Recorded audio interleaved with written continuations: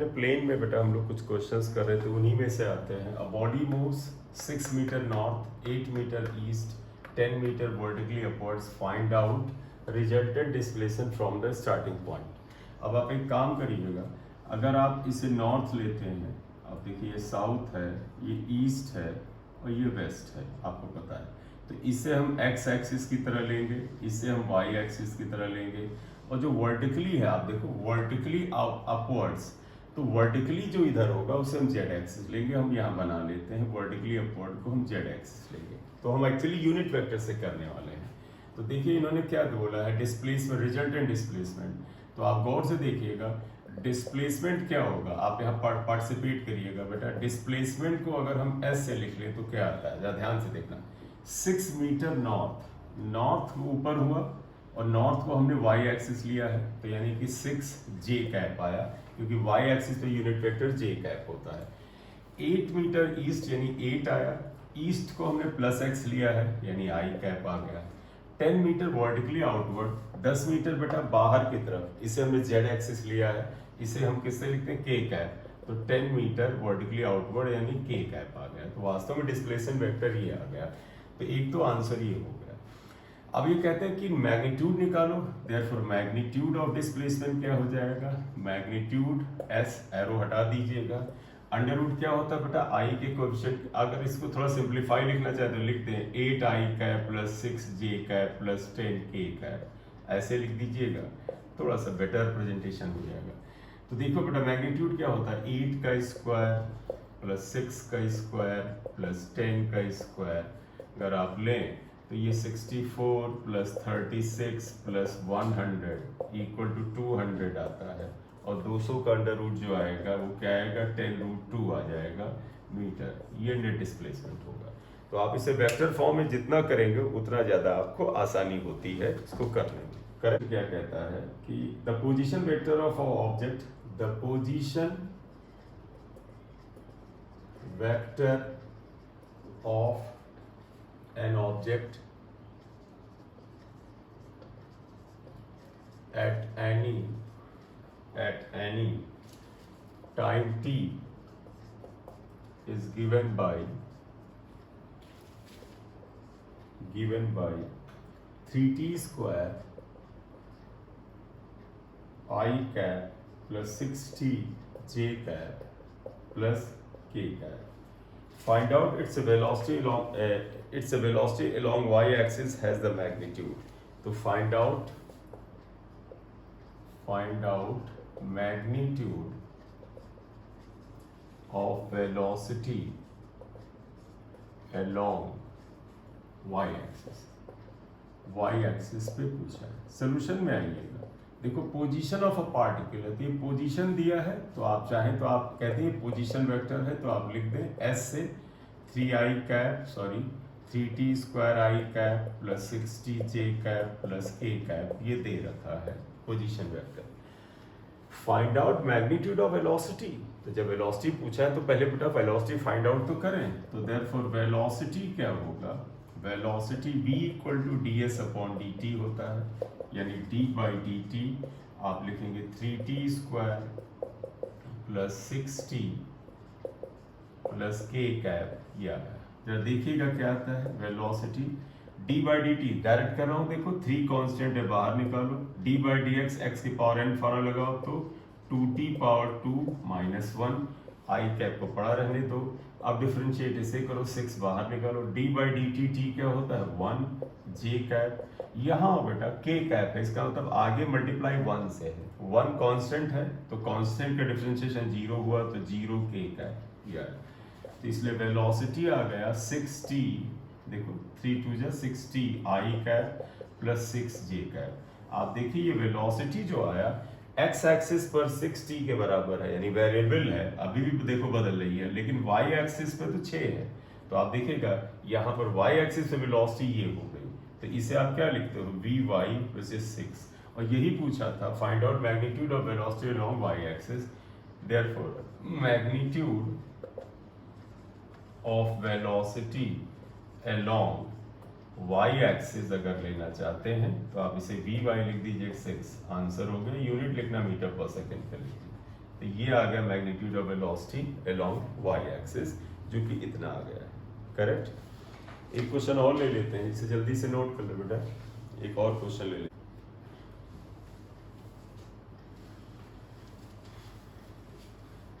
चलिए, सिंपल से होते हैं, एक बार करना इनका इंपॉर्टेंट रहता है। क्वेश्चन ये है, a body lying initially at rest, a body lying initially at point 37, ये दे रखा है, starts moving with constant acceleration, starts moving with constant acceleration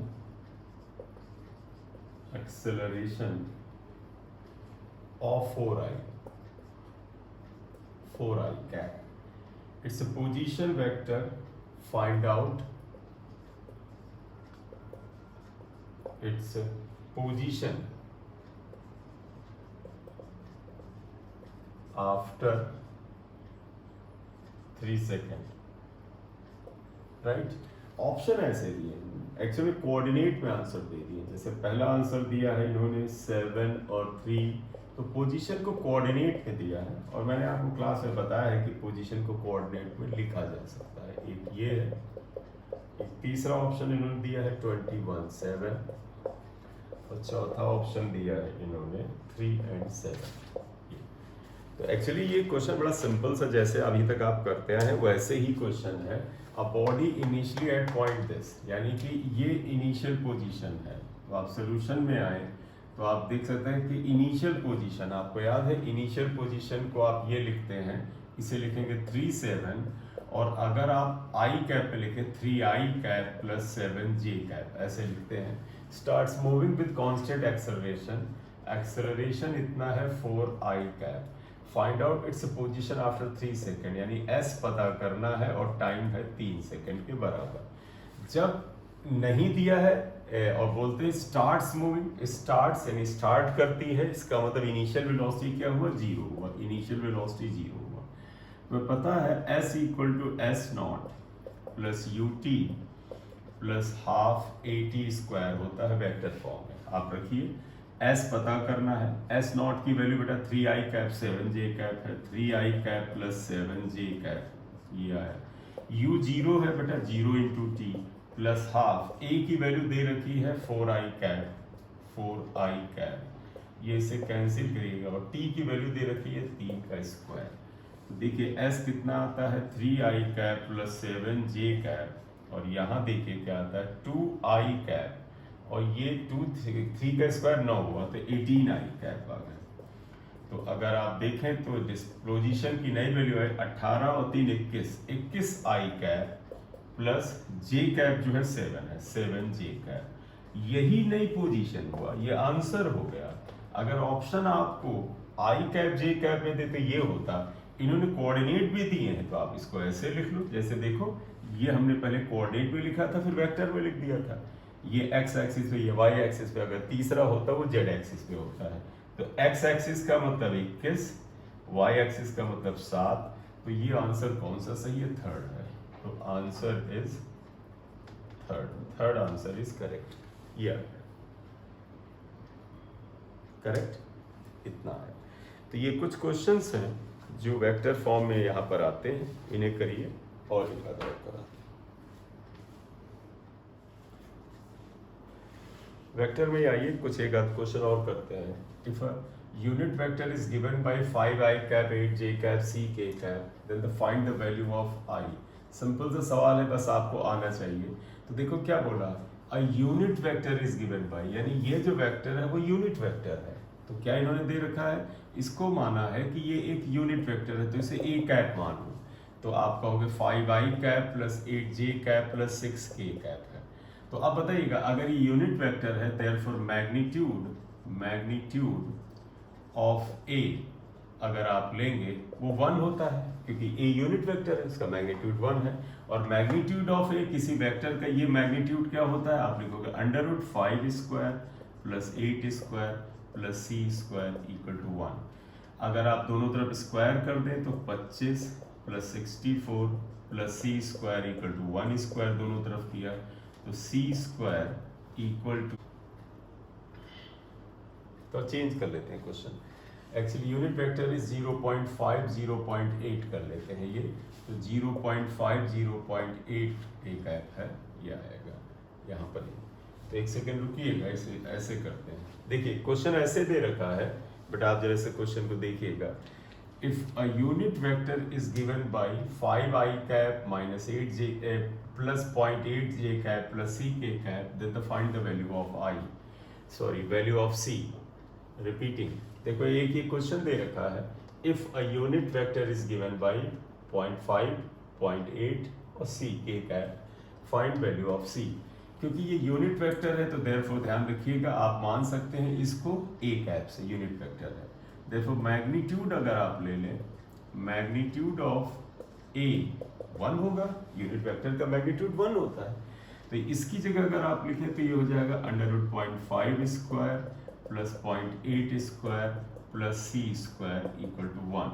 तो आप जरा से सिंप्लीफाई करें, होल स्क्वायर कर दीजिए दोनों तरफ, अंडर हट जाएगा, 0.5² plus 0.8² plus c² equal to 1²। तो देखो 0.5² का 0.25 plus 0.64 plus c² equal to 1। इसको अगर आप ऐड करेंगे तो 549 आ जाएगा, 6.8 आ जाएगा प्लस c² इक्वल टू 1, इसलिए c² इक्वल टू 1 माइनस 0.89, तो c² इक्वल टू 0.11 आ जाएगा, इसलिए c इक्वल टू √0.11। तो आंसर c का ये आ जाएगा। देखो position vector of a particle is given by, position vector of a particle is given by r equal to a cos omega t I cap, r equal to a cos omega t I cap plus यह है a sin omega t j cap, a sin omega t j cap, right? Then find the angle between the velocity vector and position vector. Then find angle between velocity vector and position vector। हालांकि अभी इस chapter में हमने आपको dot product नहीं पढ़ाया, तो इस क्वेश्चन को हम डॉट प्रोडक्ट के बाद ही ले सकते हैं, लेकिन थोड़ा बहुत आपको आता हो, जो पास आउट बैच के हैं तो वो जानते हैं ये क्या हुआ। देखिएगा तो पता है, find the angle between velocity vector and position vector. तो आप देखिएगा आर ये दे रखा है a cos omega t I cap plus a cos omega t j cap, ये दे रखा है ये। अब इन्होंने कहा find out angle between velocity vector and position vector. Position vector दिया है तो वेलोसिटी वेक्टर निकालो। देयरफॉर वेलोसिटी इक्वल टू क्या होता है आपको पता, dr/dt इक्वल टू d/dt a cos omega t I cap plus a sin omega t j cap आया। आप इसे निकालें तो वेलोसिटी वेक्टर इज, देखो a d/dx cos x क्या होता है बेटा, minus sine x minus sine omega t into omega से मल्टीप्लाई होगा, प्लस यहाँ लिखोगे a d/dx साइन x क्या होता है, cos omega t into omega j cap आएगा। तो वेलोसिटी वेक्टर आया minus a omega sine omega t I cap और plus a omega cos omega t j cap आया। इक्वेशन 2 आया। अब आपको याद होगा डॉट प्रोडक्ट में, जिन्होंने नहीं पढ़ा है वेट कर लेंगे, इसको उस समय कर लेंगे जब हम डॉट प्रोडक्ट, अगला वेक्टर के class dot product cross product ही लेंगे। तो अगर आपको इसे लेना है तो आप क्या लेकर चलेंगे कि what is the angle between them. तो तुम्हें पता है कि if theta is angle between velocity vector and position vector, ये हमने ले लिया।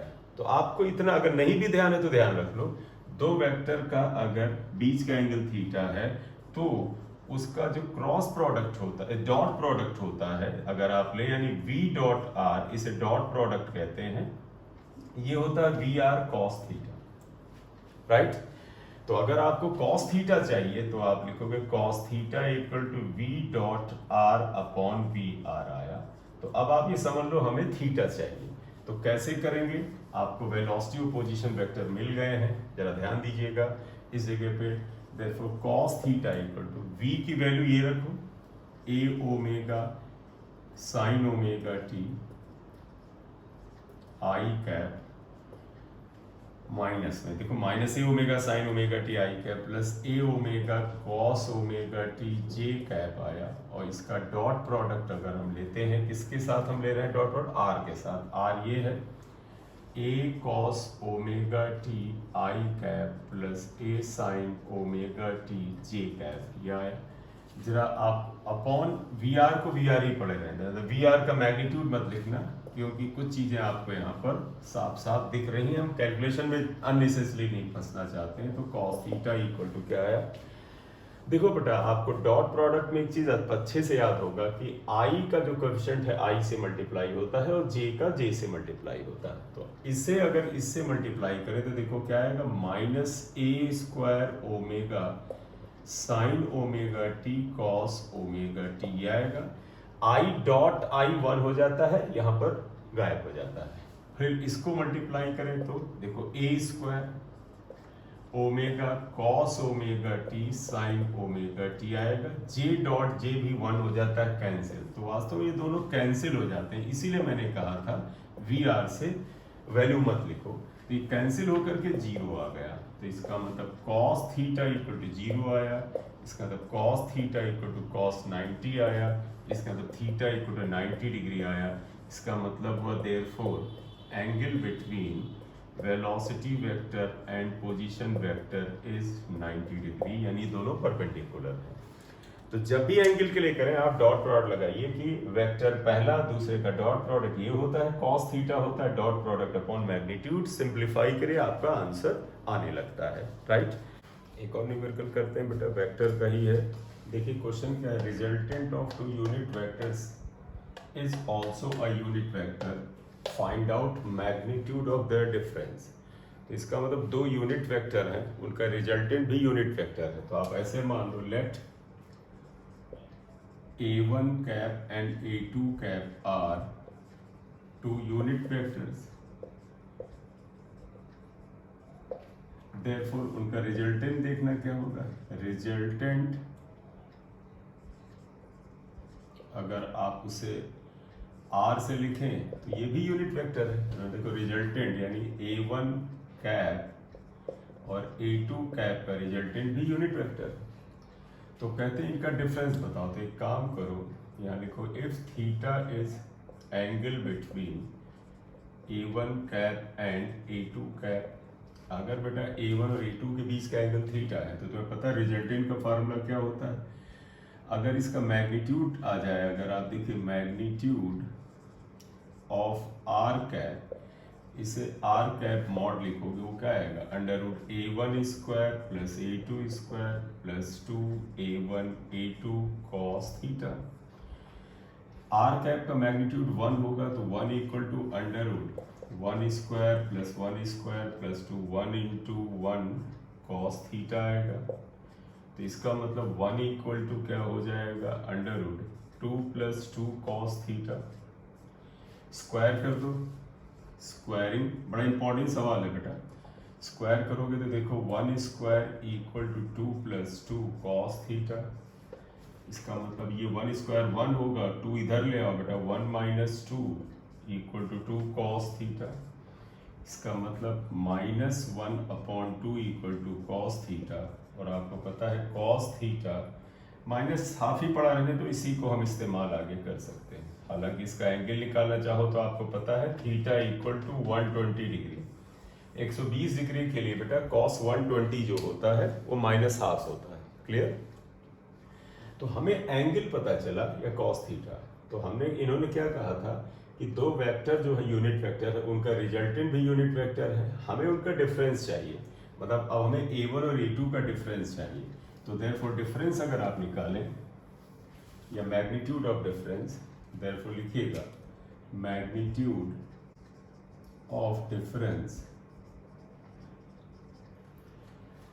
अगर आप लिखें, हमें इवन डिफरेंस ही लिख लो, देयरफॉर डिफरेंस अगर आप इनका लिखते हैं तो डिफरेंस को हम डी से लिख सकते हैं, that is equal to a1 cap minus a2 cap. अब बताइएगा दो वेक्टर का सब्ट्रैक्शन का मैग्नीट्यूड क्या होता है, देयरफॉर देखो इसका मैग्नीट्यूड मतलब एरो हटा दो तो क्या होता है, under root a1 square plus a2 square minus 2 a1 a2 cos theta. ये आएगा under root a1 square, a1 कितना है बेटा, यूनिट वेक्टर है, a2 क्या है, यूनिट वेक्टर है, माइनस 2 a1 a2 भी यूनिट वेक्टर है, cos थीटा हम निकाल चुके हैं माइनस हाफ, तो ये कैंसिल हुआ। तो आप देखिए क्या आ जाएगा, डिफरेंस का मैग्नीट्यूड हो जाएगा under root 1 plus 1 minus minus plus हो जाएगा और ये भी 1 आ जाएगा, तो ये अंडर रूट 3 आ जाएगा। तो इसलिए देखिएगा बेटा magnitude of difference is root 3, यही आंसर। और ये बड़ा इंपॉर्टेंट क्वेश्चन है क्योंकि कोई बड़ा यूनिक नहीं है, लेकिन एक बार ना करें तो कई बार दिमाग में हाउ टू स्टार्ट, कैसे स्टार्ट करें ये आता ही नहीं है। करेक्ट या एक और क्वेश्चन करते हैं, the vector that must be added to the vector, question अगला है, the vector that must be added, the vector that must be added to a vector I minus 3j plus 2k, to a vector I cap minus 3j plus 2k cap, तो I minus 3j plus 2k cap and 3i 6j and 3i plus 6j minus 2k cap minus 7k cap, so that the resultant is the vector that must be added to the vector this and this, so that the resultant is a unit vector along y-axis, so that resultant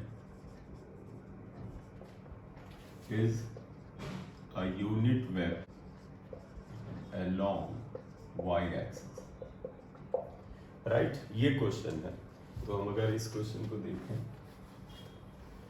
देखिएगा अब अगला एक question और ले रहे हैं, देखिएगा लिखा हुआ है, the vector that must be added to a vector I cap 3j cap minus 3j cap plus 2k cap and this two vectors, यहाँ वेक्टर्स कर लीजिएगा, मैं रिपीट कर रहा हूँ, देखिए the vector that must be added to vectors this and this, so that the resultant is a unit vector along Y axis. तो question में अगर हम मान लें, सोल्यूशन में हम आए, तो सबसे पहले तो ध्यान रखना unit vector along Y axis आपको पता है क्या होता है, जे कैप होता है।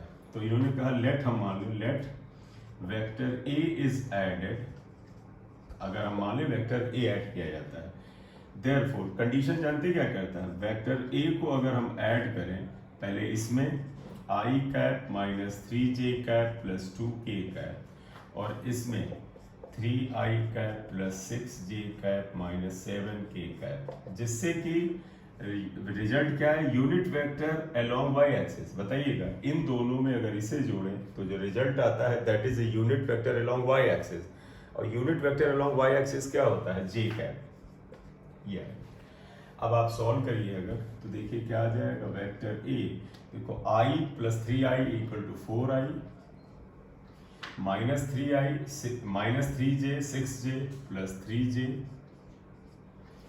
और माइनस 7 और plus 2 minus 5k is equal to J cap. तो therefore vector A equal to क्या हो जाएगा, J cap minus 4i cap plus 3j cap minus 5k cap.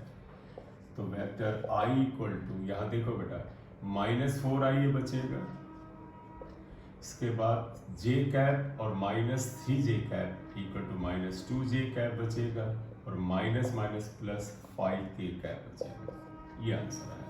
तो आंसर आया इतना, यानी कि अगर ये वेक्टर आप ऐड करते हैं इनमें और इनमें तो हमारा रिजल्ट क्या आएगा, unit vector along y axis आता है। इसे नोट कर लो जल्दी, इंपॉर्टेंट सवाल है बेटा। The sum of magnitude of two forces, the sum of the magnitude of two forces acting at a point is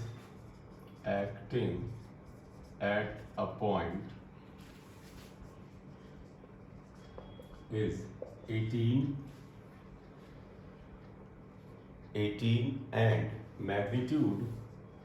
and magnitude of their resultant is 12. Magnitude of their resultant is 12. If the resultant is at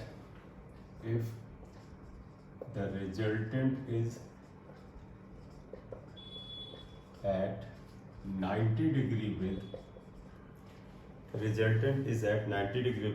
the force of small magnitude with the force of small magnitude,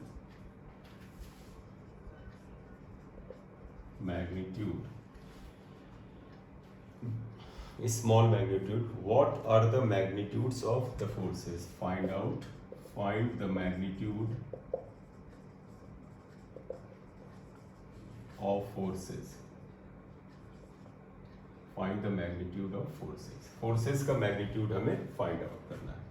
solution देखो, ये सवाल अगर आप बेटा normal method से कर जाते, एक बार देखिएगा क्वेश्चन है क्या, the sum of the magnitude of two forces acting at a point is 18, sum of magnitude of two forces. तो मान ले let F1 and F2 are two forces, दो फोर्स हैं, तो सम ऑफ देयर मैग्नीट्यूड, बेटा आप देखिएगा कंडीशन 1 क्या है, मैग्नीट्यूड मतलब क्या हुआ, एरो हटा दो तो पहले का मैग्नीट्यूड, दूसरे का एरो हटा दो वो भी मैग्नीट्यूड।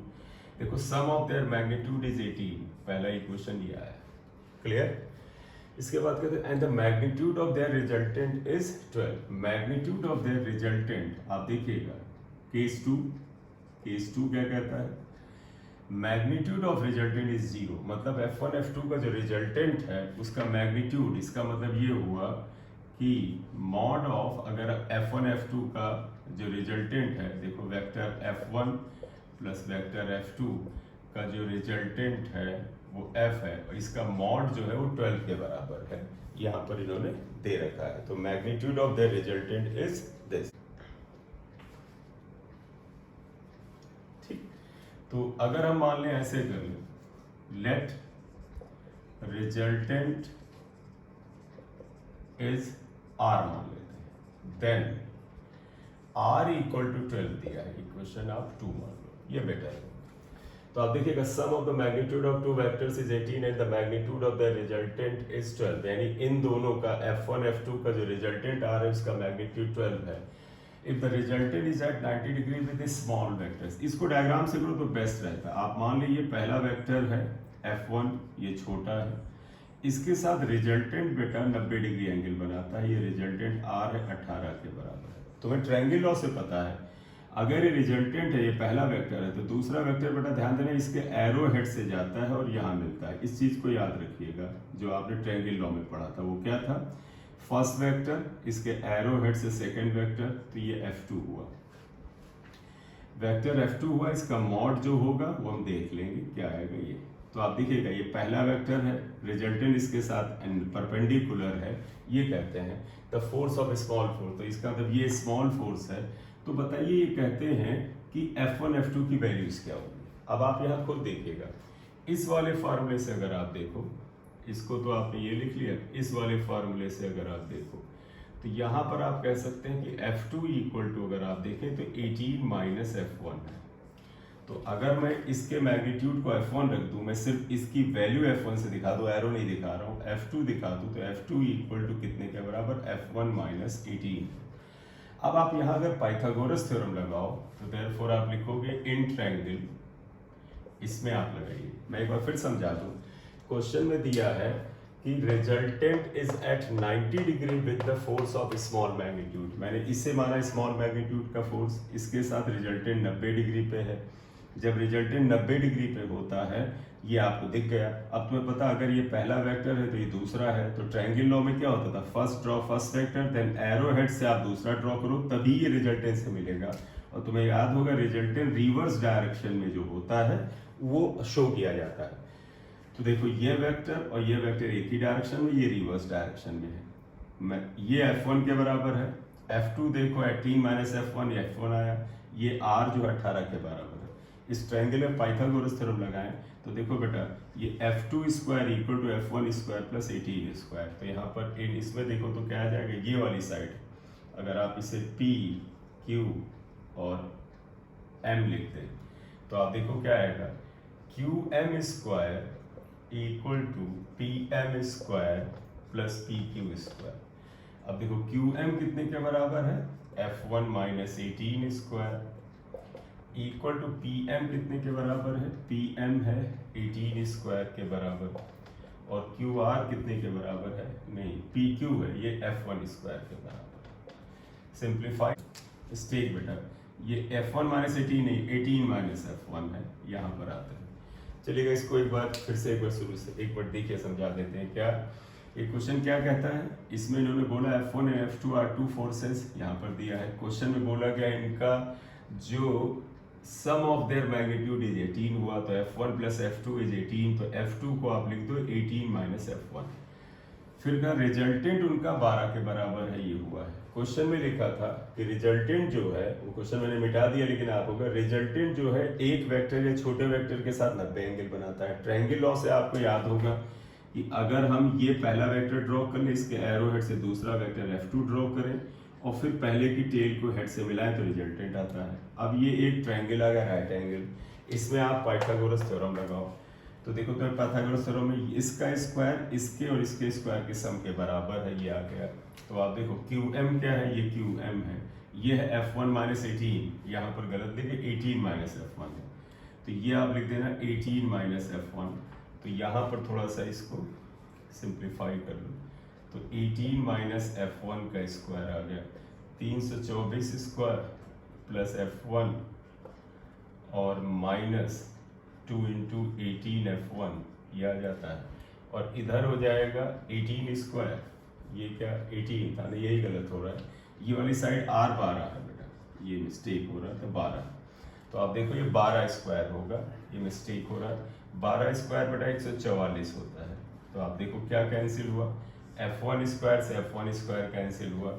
यहाँ देखिए क्या बचा, ये बेटा इधर ले आओ तो देखो 324 माइनस 144 ये बचा, और ये इधर जाके 36 F1 हो गया।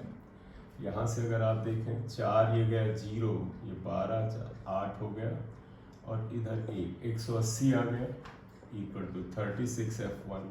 तो F1 इक्वल टू बेटा 180 अपॉन 36 आ गया, कितना आ जाएगा 5 आ जाएगा।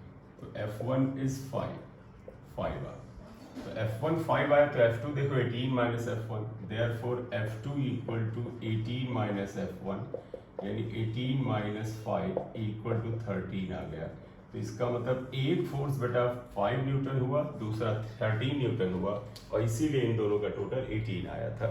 तो ये सवाल है। इस सवाल को इस ग्राफ इस मेथड से करेंगे तो अच्छा है। अगर हम रिजल्टेंट वाले से करें कि resultant is a square plus b square plus 2ab cos theta, तो इसमें फिर गलतियां होने लगती हैं।